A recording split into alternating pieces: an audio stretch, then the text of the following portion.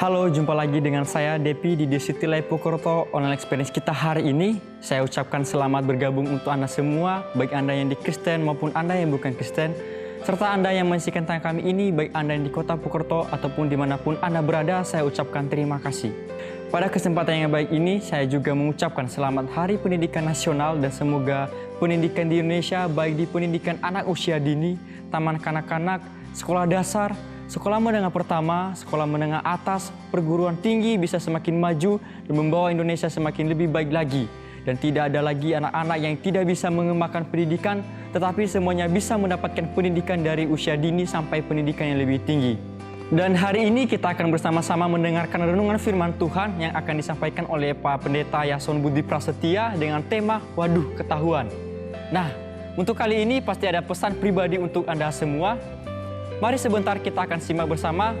Namun sebelumnya rekan saya Betty dan TCL Band Purwokerto akan menyanyikan sebuah lagu untuk kita semua.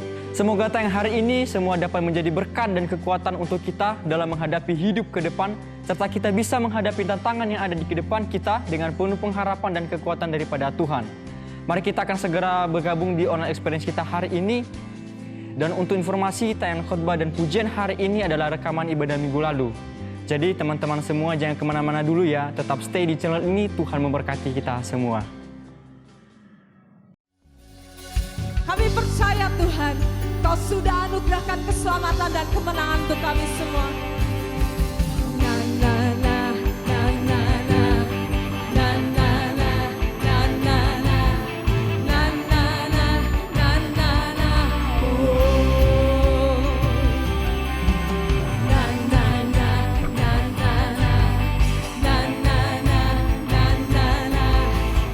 na na na na na oh. Katakan bersama.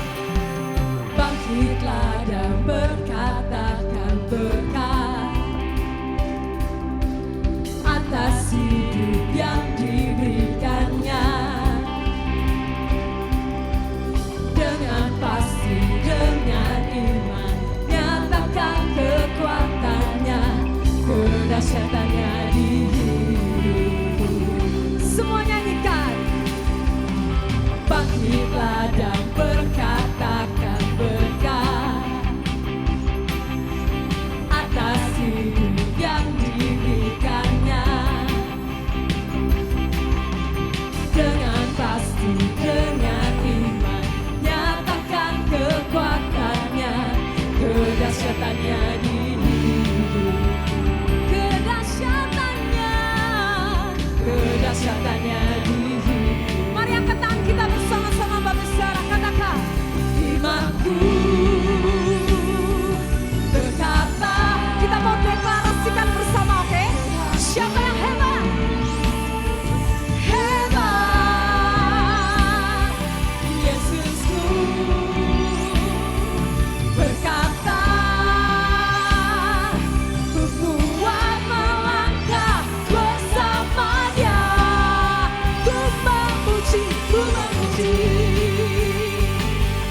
ku bersorak, ku mengangkat tinggi panjinya, panji kemenangannya. Ku bernyanyi, ku bersorak, hey, ku mengangkat tinggi panjinya, panji kemenangan. Ku menang. Na na na na na na na na na na na na na na oh. Bangkitlah, bangkitlah dan berkatakan berkat atas hidupmu yang diberikannya. Dengan pasti, dengan pasti, dengan iman, nyatakan kekuatannya, kedahsyatannya di hidupku. Kedahsyatannya, kedahsyatannya. Mari angkat tangan kita bersama-sama dengan iman, katakan Bapak Saudara. Imanku berkata, Kau hebat Tuhan, Tuhanku hebat Yesusku.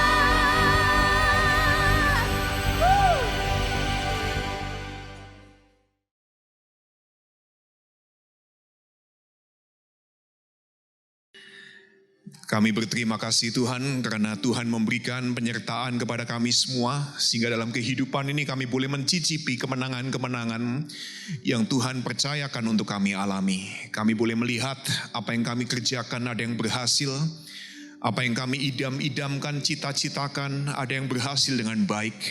Ada sekolah anak kami yang nilainya bagus, ada bisnis kami yang berhasil, ada investasi kami yang mendapatkan keuntungan, dan untuk semua hal baik tersebut kami mengucapkan terima kasih kepada Tuhan.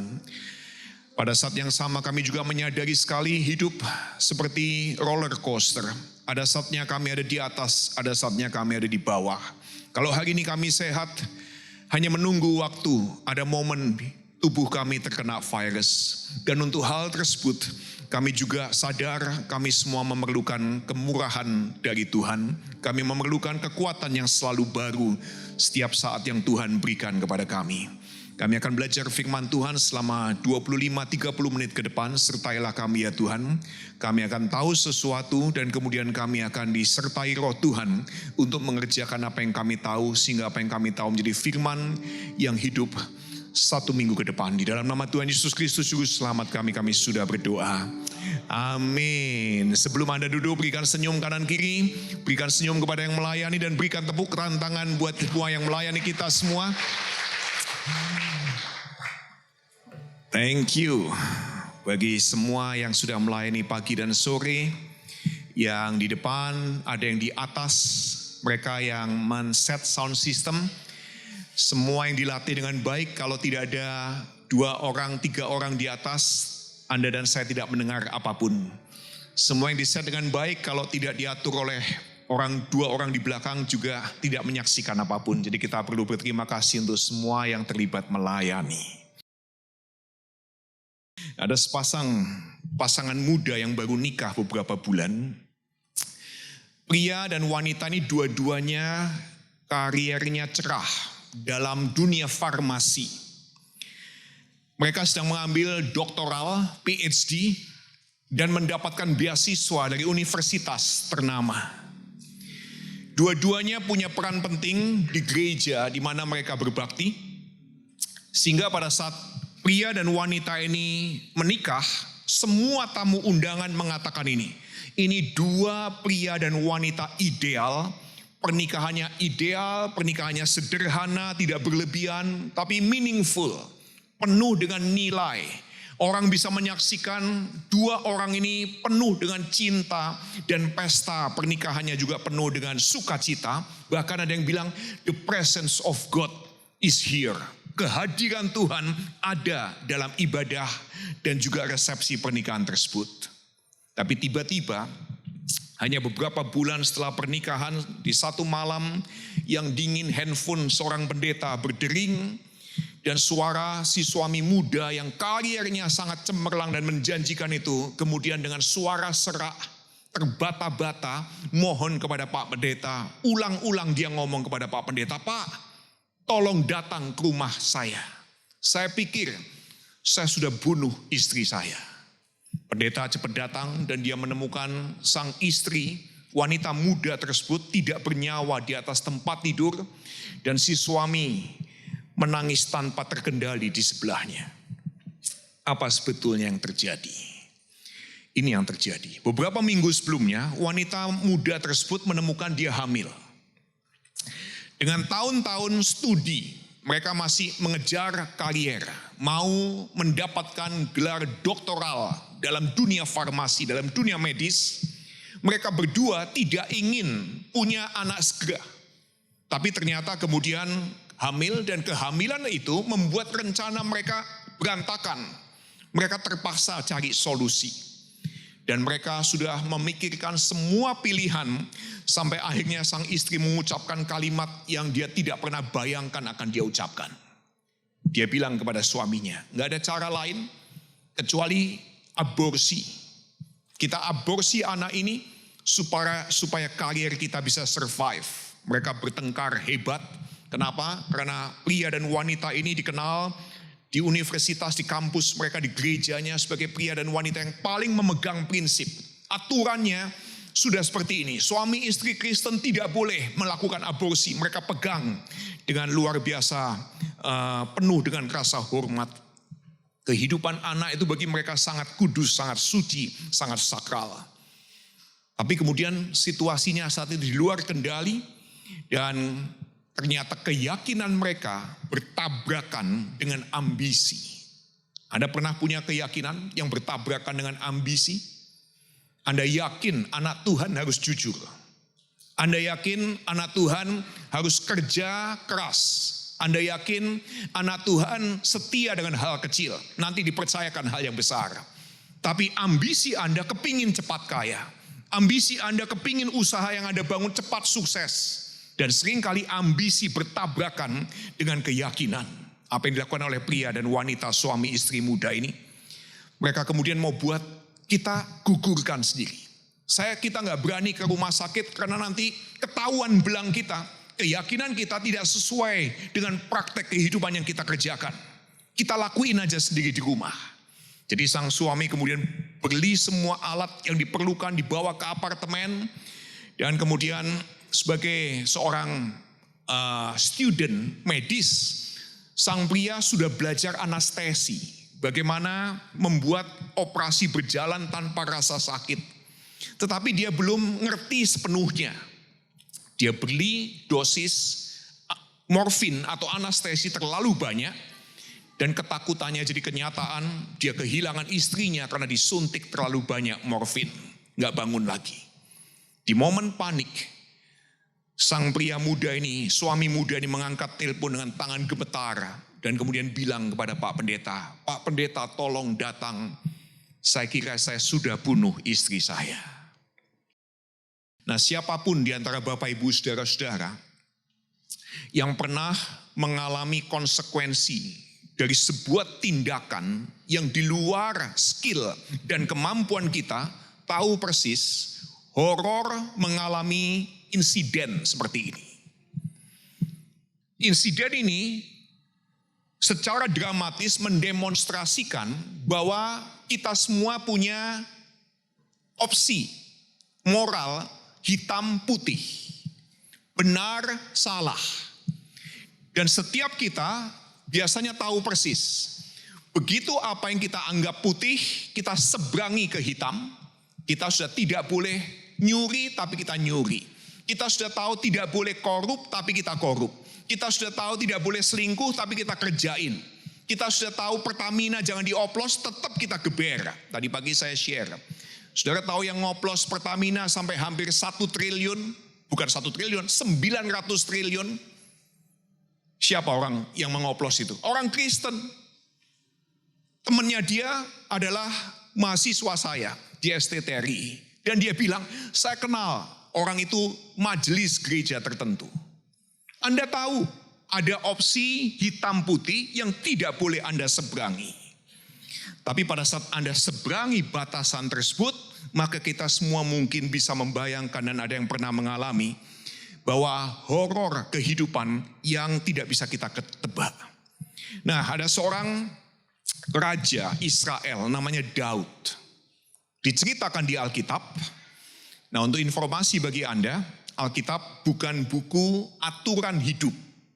Jadi kalau Anda membaca Alkitab kepingin tahu aturan hidup, Alkitab isinya bukan aturan untuk Anda dan saya hidup benar, tetapi Alkitab adalah perpustakaan yang kaya, yang multivokal, yang multigenerasi. Isinya apa?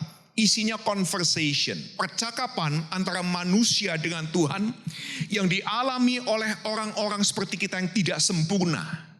Bagaimana orang-orang tidak sempurna seperti kita, kisahnya kemudian dicatat oleh Alkitab. Jadi perpustakaan, ada kisah seperti Abraham, suami yang jual istrinya supaya kaya.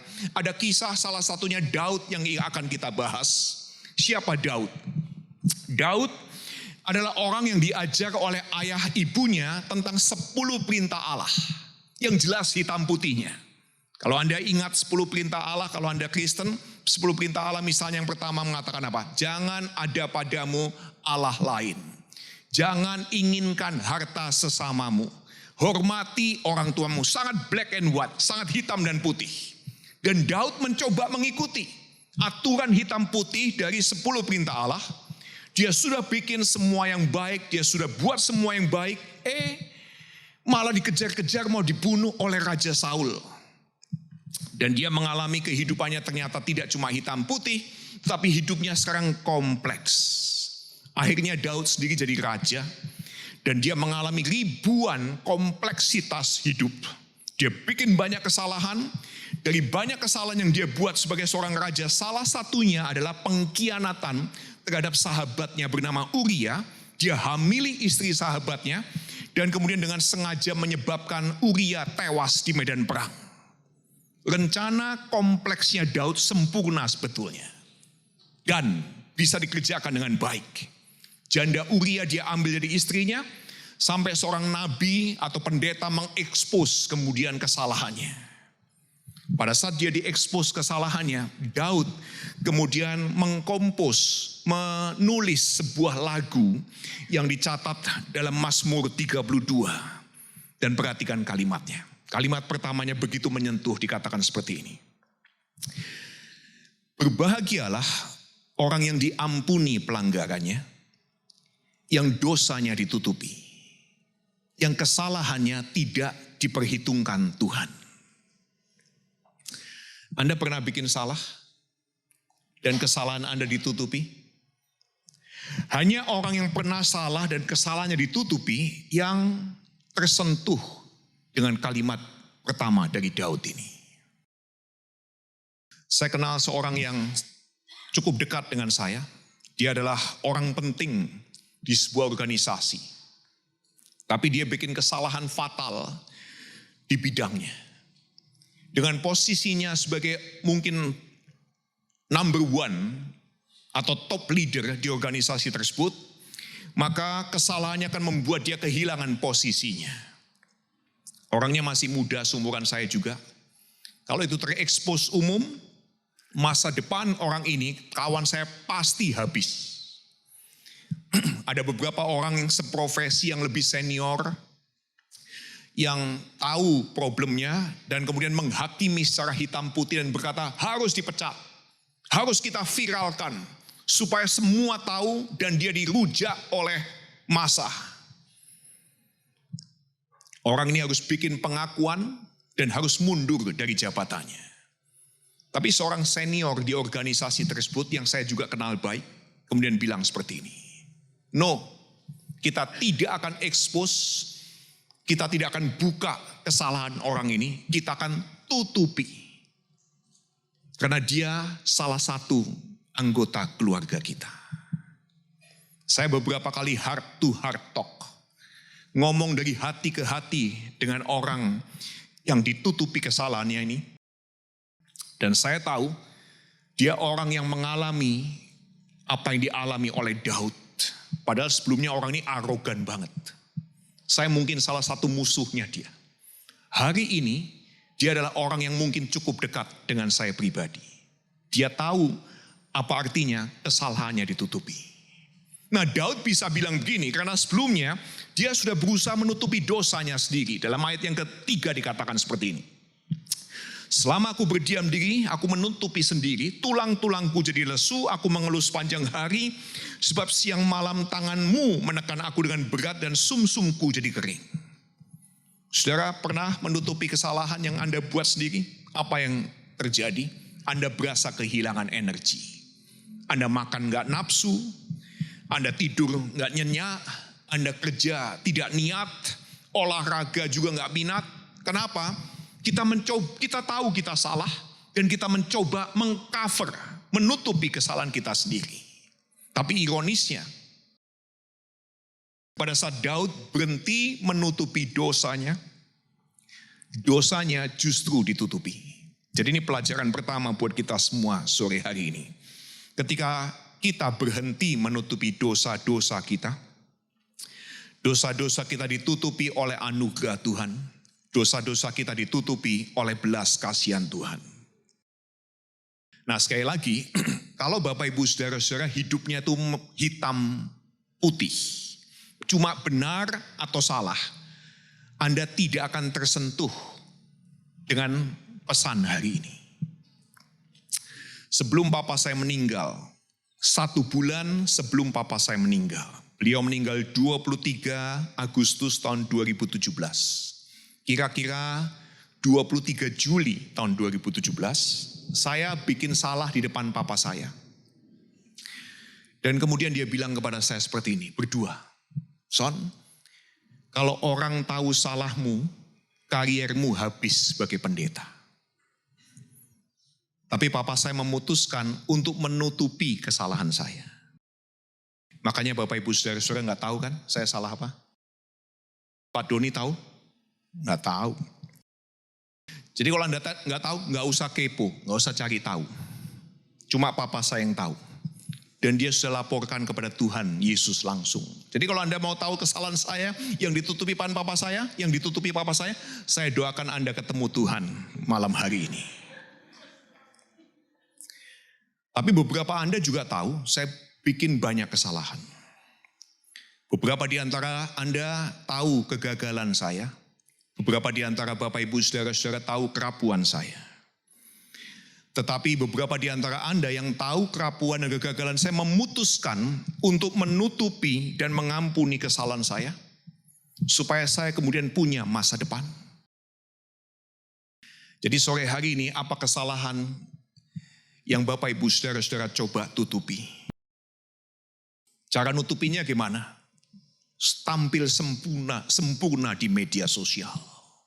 Media sosial kita tampilannya bagus-bagus banget. Suami istri gendong-gendongan kalau di media sosial. Kejar-kejaran di tepi pantai. Saya baru post istri saya naik sepeda di tepi pantai. Kemudian Anda kasih catatan atau caption pakai ayat-ayat Alkitab.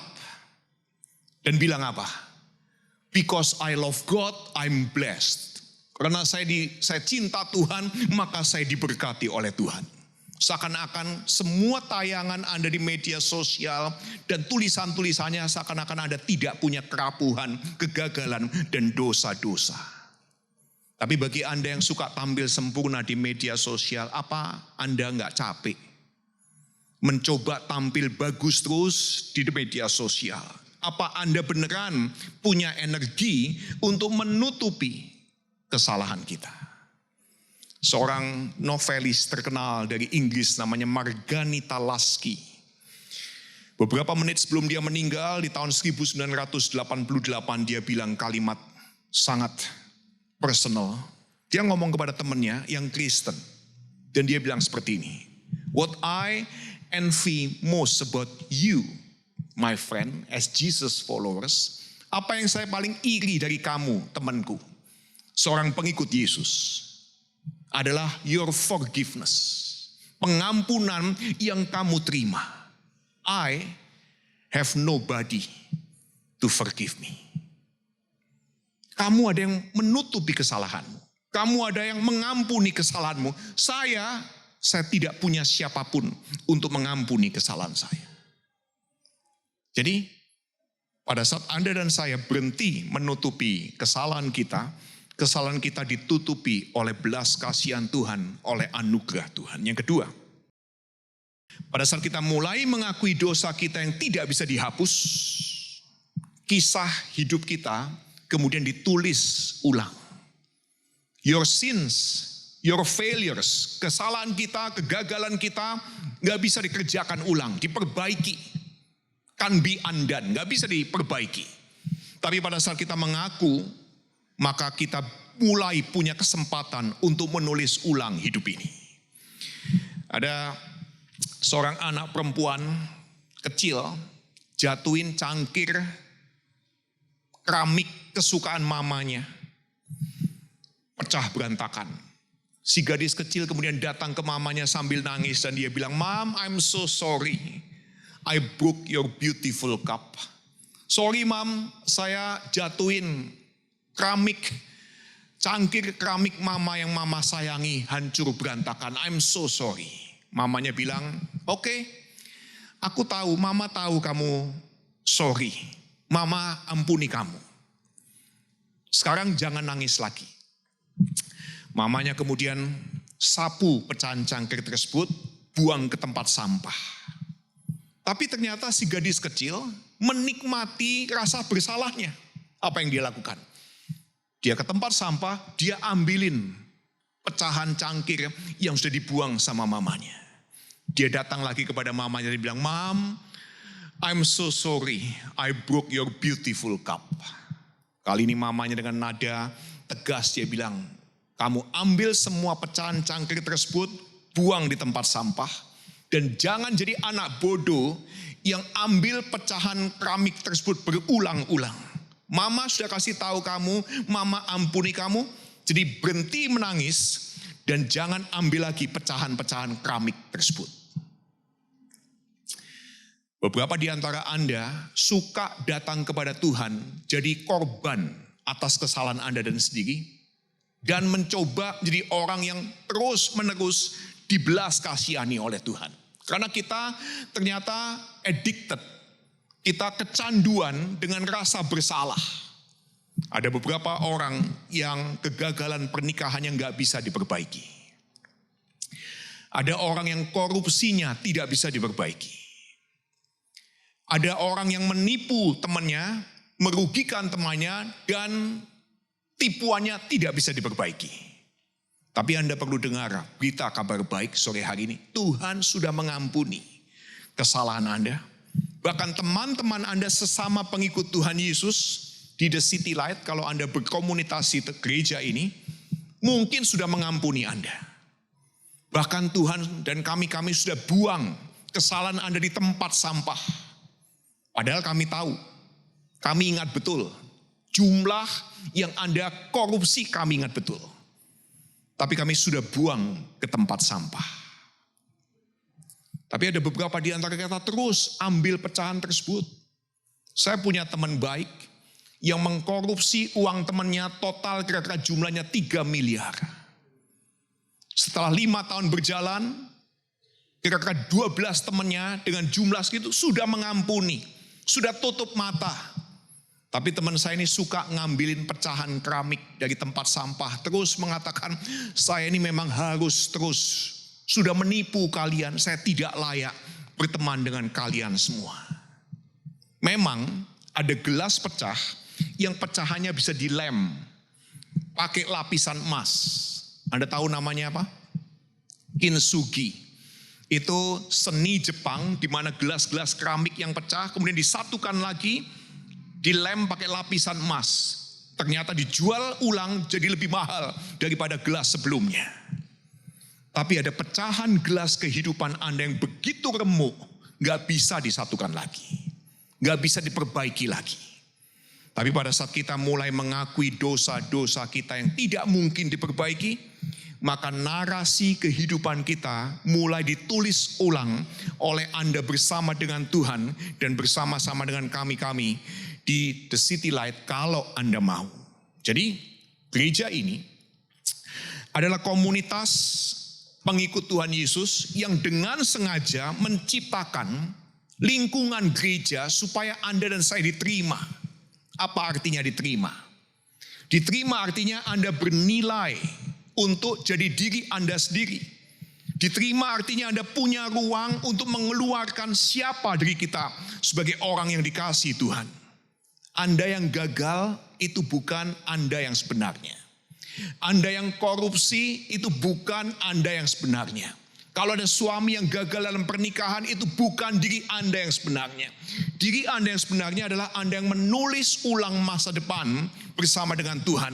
Itulah diri Anda yang sebenarnya. Anda yang menipu bukan diri Anda yang sebenarnya. Tapi Anda yang menulis ulang, bayar hutang Anda, mencicil hutang Anda bersama dengan Tuhan, itulah diri Anda yang sebenarnya sebagai orang yang dikasihi Tuhan. Jadi di komunitas yang penuh anugerah dan kebenaran, Anda dipersilahkan untuk gagal. Kalau Anda harus. Ada seorang penulis bernama Samuel Beckett. Dia mengucapkan kalimat bagus sekali. You try, you will fail. You try again when you fail. You will fail again. Ya, jadi kamu akan coba, kamu akan gagal. Kamu akan coba lagi, kamu gagal lagi. Tapi next time, kamu perlu gagal dengan lebih baik. Di komunitas ini Anda dipersilakan untuk gagal dengan lebih baik kalau Anda harus gagal. Tapi Anda juga bisa mulai menulis ulang masa depan Anda kalau Anda bisa. Jadi bagi Anda yang Kristen, apakah Anda mau jadi bagian dari komunitas pengikut Tuhan Yesus yang memberikan ruang untuk mengampuni kesalahan orang, menutupi kesalahan orang, bahkan pasang badan untuk teman-teman kita yang bersalah? Saudara ingat orang yang tadi saya ceritakan kesalahannya ditutupi? Yang menutupi adalah seorang senior, pendeta cukup terkenal di Indonesia yang sudah senior, yang terkenal integritasnya. Tapi karena dia mengampuni dan menutupi orang ini, nama baik pendeta senior ini kemudian dijelek-jelekan, reputasinya kemudian drop. Tapi pendeta senior ini bilang, saya pasang badan untuk orang muda yang adalah salah satu dari keluarga kita ini. Saya pertaruhkan nama baik saya demi orang yang kita kasihi ini. Tapi saya sangat hormat dengan pendeta ini. Karena itu merepresentasikan Tuhan Yesus yang mengosongkan reputasinya dan pasang badan di atas salib untuk menutupi kesalahan Anda dan saya, orang-orang yang dia kasihinya. Jadi sekali lagi kalau Anda Kristen, apa Anda mau jadi bagian dari komunitas pengikut Tuhan Yesus yang memberi ruang bagi teman-teman kita untuk menulis ulang masa depan hidupnya bersama dengan Tuhan? Sekarang bagi kita semua yang punya salah, yang saya pikir nggak ada satupun di antara kita yang lolos, semua kita pasti punya salah. Untuk minggu ini, saya ajak kita mengucapkan satu kata. Yaitu ini, sorry kepada Tuhan dan kepada orang lain yang kita bikin salah. Pada saat Anda ngomong kepada Tuhan, Tuhan I'm so sorry. Anda perlu serius ngomong dengan kesungguhan hati. Anda cari kemudian orang yang Anda tahu pernah bikin salah kepada dia dalam hal apapun. Bekas istri kah, bekas suami kah, bekas teman kah. Dan Anda juga bilang, I'm so sorry. 7 tahun yang lalu aku menyakiti hatimu. Saya begitu minta maaf untuk hal tersebut. Jadi pada saat Anda dan saya stop menutupi dosa-dosa kita ditutupi oleh belas kasihan Tuhan. Dan pada saat kita mulai mengakui dosa-dosa kita yang tidak mungkin diperbaiki, kisah hidup Anda dan saya ditulis ulang bersama dengan Tuhan. Jadi minggu ini, dari hari Senin sampai Sabtu, saya ingin Anda berdoa. Tapi doanya cukup dengan membaca Mazmur 139 ayat 23 sampai 24 yang bunyinya seperti ini. Jadi kalau Anda bukan Kristen, ini bukan doa orang Kristen. Ini doanya Raja Daud yang adalah orang Yahudi. Dia orang Yahudi, dia memanggil Allahnya sebagai El.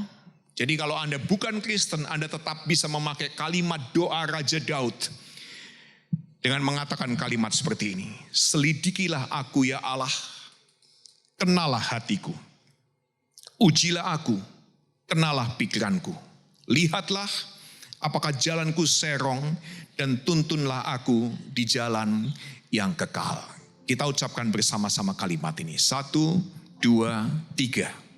Selidikilah aku ya Allah dan kenalah hatiku.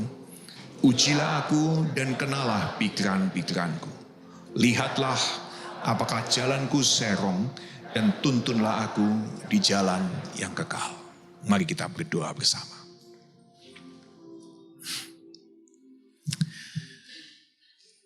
Tidak seorang pun di antara kami sore hari ini yang luput dari bikin salah. Ada yang kesalahannya tidak punya efek besar, karena kami juga bukan orang yang punya posisi, kami bukan orang yang punya banyak koneksi. Tapi bahkan pada saat kami orang yang tidak punya banyak pengaruh, kesalahan itu menghantui diri sendiri. Orang dekat di keluarga juga sering ungkit-ungkit. Ada orang tahu kesalahan kami 17 tahun yang lalu, sampai hari ini masih diingat dan diungkit. Dan itu menghantui hidup. Kami sulit mengekspresikan sukacita sebagai pengikut Tuhan Yesus. Tapi juga kami juga punya tanggung jawab di lingkungan sosial, di masyarakat, di keluarga besar. Dan ada orang juga yang tahu kesalahan kami dan menjauh. Sore hari ini sekali lagi ya Tuhan, kami semua adalah orang yang bikin salah dalam kehidupan ini. Pernah ada yang menutupi kesalahan kami?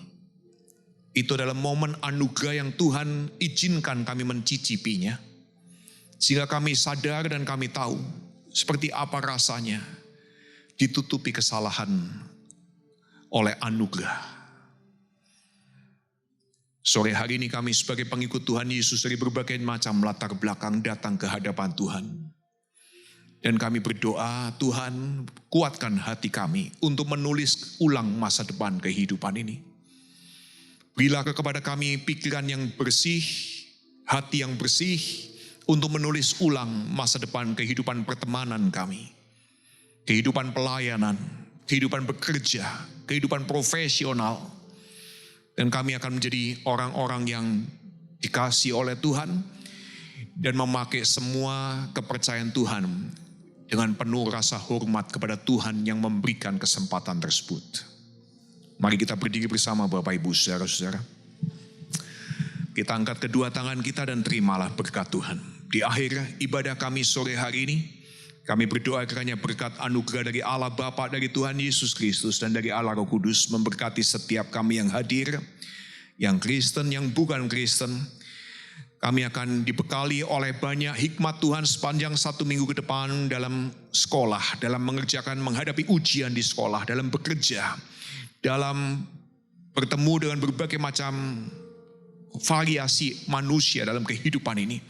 Dan Tuhan terus akan memberikan berkat, hikmat, damai sejahtera, sukacita di hati. Kami akan memakai semua sumber daya yang Tuhan titipkan dengan penuh rasa hormat. Kami akan memuliakan Tuhan dalam setiap kesempatan yang Tuhan percayakan. Tuhan memberkati semua pelayanan yang sudah dikerjakan. Tuhan memberkati semua persembahan yang diberikan untuk mensupport visi dan misi yang Tuhan titipkan kepada gereja ini untuk berkarya di kota Purwokerto. Tuhan dengar doa kami sore hari ini. Di dalam nama Tuhan Yesus Kristus Juru Selamat kami sudah berdoa. Amin. Selamat hari Minggu, Tuhan Yesus memberkati.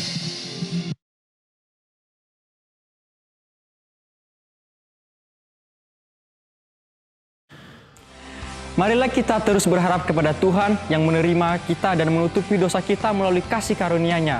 Teman-teman semua, sampai di sini online experience kita hari ini. Semoga Anda semua mendapatkan berkat dan kekuatan dari tangan kami hari ini. Saya juga ucapkan terima kasih untuk Pak Pastor Yason Budi Prasetya untuk pesan firman Tuhannya. Semoga kita semua semakin bersemangat dan kuat dalam menjalani hidup yang penuh dengan harapan ini. Dan kepada TCL Band serta volunteer TCL Purwokerto, Anda semua luar biasa. Dan salam kompak selalu untuk kita semua. Serta kepada Anda semua yang telah menyaksikan tayangan kami ini dengan setia, saya ucapkan terima kasih. Saya juga ucapkan terima kasih kepada Bapak, Ibu, dan teman-teman semua yang telah dengan setia dan antusias dalam memberi persembahan. Anda semua luar biasa, sehingga program TCL Purwokerto bisa berjalan dengan baik dan bisa menjadi reflektor terang Tuhan di kota Purwokerto. Kiranya Tuhan memberkati dan memberikan kemudahan untuk segala usaha pekerjaan Bapak Ibu semua. Selanjutnya untuk Bapak Ibu yang akan memberikan persembahan, baik persembahan rutin ataupun persembahan perpuluhan, bisa langsung ke kotak persembahan yang ada di gereja, atau Bapak Ibu bisa langsung mentransfer ke rekening gereja yang tertera di daerah Anda.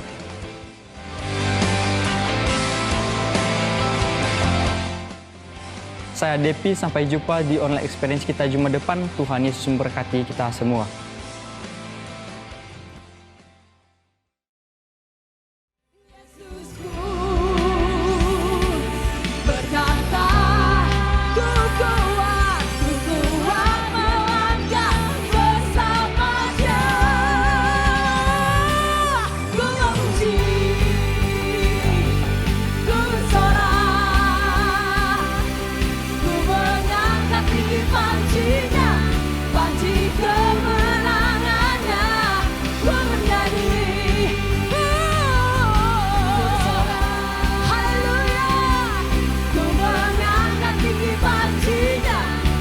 Jika